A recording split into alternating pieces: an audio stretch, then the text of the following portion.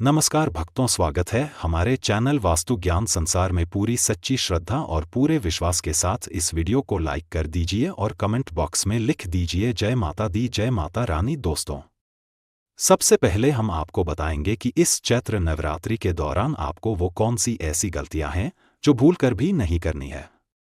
फिर आपको हम वीडियो में बताएंगे कि आपको वह कौन से छोटे छोटे से उपाय हैं जिनको करना है ताकि आपको माता रानी जी का वरदान मिल सके।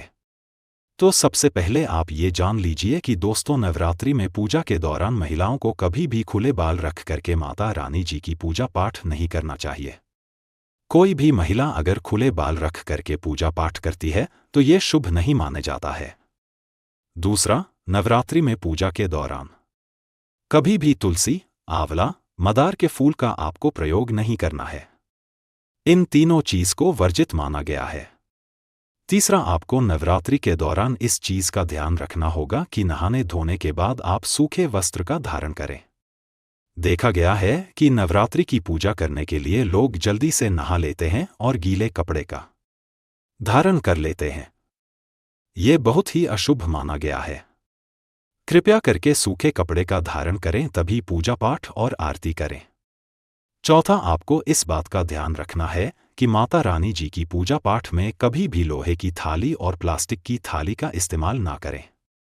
देखिए, लोहे की थाली तो माता रानी जी की पूजा में की ही नहीं जाती इस्तेमाल। दूसरी तरफ जो प्लास्टिक की थाली होती है, इसके बारे में कहा गया है कि इसमें हड्डियों की राख तक मिली होती है एलिमेंट के द्वारा, तो आपको इन दो चीजों से बचना होगा। पांचवा, आपको माता रानी जी की पूजा में इस बात का अवश्य ही ध्यान रखना होगा कि जो भी आप लौंग का इस्तेमाल कर रहे हैं, बिल्कुल सही सुना, आप लौंग जो होती है वो फूल वाली लौंग का इस्तेमाल करें और पूरी लौंग का इस्तेमाल करें।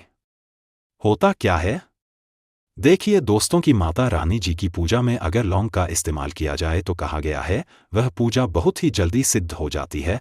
लेकिन लोग गलती क्या कर देते हैं, वो टूटी फूटी लौंग इस्तेमाल करते हैं या ऐसे लौंग का इस्तेमाल करते हैं जिसमें फूल ना निकला हो। तो आपको इस बात का अवश्य ही ध्यान रखना है कि आप ऐसी लौंग का इस्तेमाल करें माता रानी जी की पूजा में जो फूल वाली लौंग हो और पूरी लौंग हो।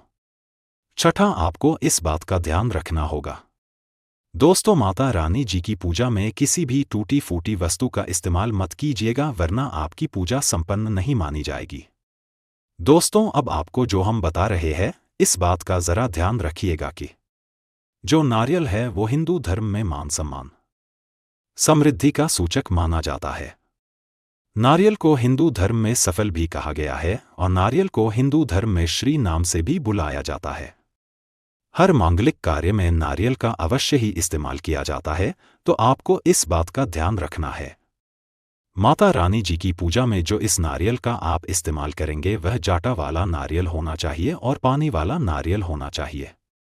गलती से भी माता रानी जी की पूजा में हरे नारियल का इस्तेमाल मत कीजिएगा।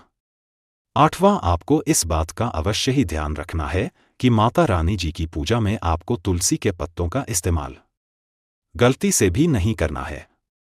हम आपको पहले ही बता चुके हैं, तुलसी के पत्तों का इस्तेमाल माता रानी जी की पूजा में वर्जित माना गया है। नवा, आपको इस बात का ध्यान रखना है दोस्तों कि माता रानी जी की पूजा में आपको सफ़ेद फूल इस्तेमाल नहीं करना है, क्योंकि माता रानी जी की पूजा में हमेशा लाल फूलों का इस्तेमाल किया जाता है। दसवां, हमारे हिंदू धर्म में साफ साफ बताया गया है कि नवरात्रि के दौरान आपके दरवाजे पर कोई भी भिक्षुक आता है, उसको खाली हाथ जाने मत दीजिएगा। उस भिक्षुक के हाथ में कुछ ना कुछ अवश्य ही रख दीजिएगा। कई लोग क्या करते हैं, भिक्षुकों को भगा देते हैं। ये बहुत बड़ा पाप माना गया है। नवरात्रि के दौरान जितनी बार भी आपके दरवाजे पे कोई भी भिक्षुक आए, उसको कृपया करके कुछ ना कुछ अवश्य ही दान कर दीजिएगा। आज हमने आपको बताया कि नवरात्रि के दौरान वह कौन सी गलतियां हैं जो आपको भूल कर भी नहीं करनी है। धन्यवाद।